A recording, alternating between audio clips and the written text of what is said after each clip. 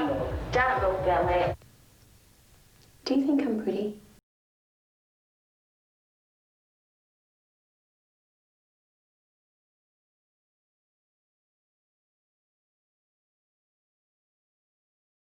Read, what do you think?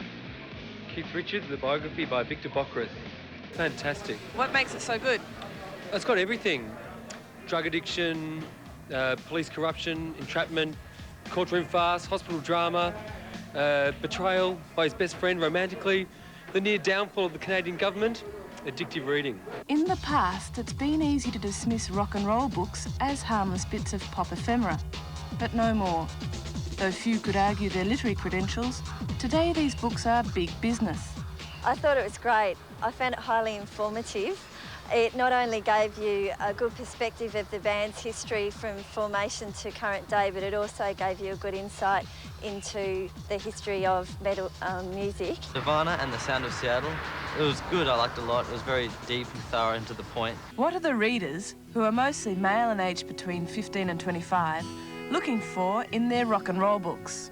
Good subject, lots of nice pictures, hot band, good author, good design, just like any other book, really. Chris Charlesworth has been in the music industry for over 30 years. Once band manager of The Who, today he is publisher of Ominbus Press, one of the largest specialist music publishing houses in the world. The worst rock and roll books are those that are bland, you know, that are like PR handouts, you know. They might have been issued by the group's record company. They're atrocious. Do you ever get a situation where the actual band is able to write their own story? No, never. If a band tells me that they're doing their own book, I generally say, yeah, and I'm making my own record, you know. I can't remember anything, can't tell if this is true or a dream. I've been reading Metallica, a visual documentary, and it is a good book with heaps of cool pictures and heaps of Metallica info for all us Metallica fans. Fall and Rise of Aerosmith, a good read? Stupid as far as I'm concerned. Didn't understand it, don't understand the band, never heard the music. Lousy photos, didn't give me the horn. The Go-Betweens, excellent book. It's basically a book about two boys from Brisbane who want pop perfection. They want to leave Brisbane and start a band and make it big. And it's a bit of sex, drugs and rock and roll, probably not enough sex and drugs. While the catch cry is sex, drugs and rock and roll certainly sells records, does the formula also sell books? Oh, absolutely. I mean, sex, drugs, rock and roll is central to the whole thing. And, of course, you know, the publishers will be the first to tell you that this is what the readers want to know. Clinton Walker has written 2 books and countless articles on Australian music. His first book, Highway to Hell, is a... Well, it was something else I had, and a Bon Scott biography was the sideline kind of, oh, this might not be bad. But credit to them that they recognised, and like any publisher would, there's a big sort of potential there. The book Highway to Hell became a bestseller. The way Bon Scott died, he was lonely and he was at the top of the tree, but he'd been on the road for 20 years and he looked up an old girlfriend by the name of Silver.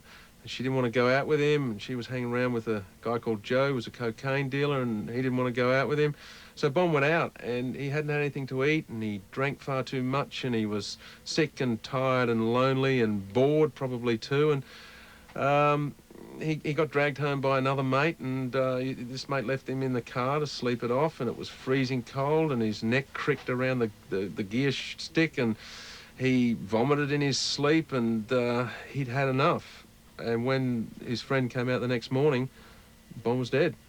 Like the record industry, it's also good for books if the artist dies young and stays pretty.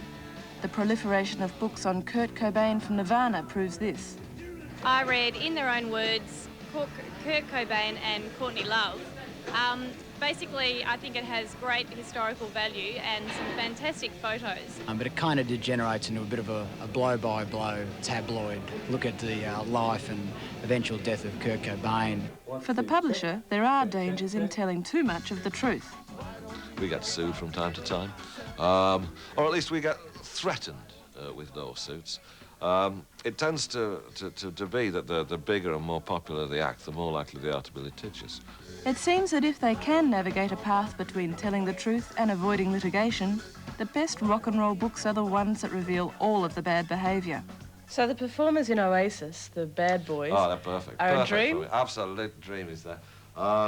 The fact that, you know, Noel is mouthing off all the time about this, that and the other. And, you know, he's got drug problems there and he's photographed crawling out of a nightclub on his hands and knees at 3 in the morning, isn't he? And he's been arrested a couple of times. That's perfect. That's absolutely perfect.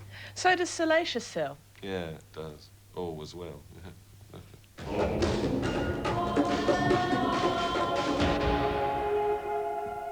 And that's it for this week, but I hope you can join me next week when author David Ireland gives his first television interview in over a decade. Like Jimmy Little, Archie